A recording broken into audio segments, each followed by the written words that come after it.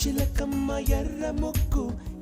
ముక్కులే పిల్లవాకు పూవై పూసిన ఎర్ర రోజా పూత గులాబీ పసిపాదం ఎర్రాని రూపం ఉడికే కోపం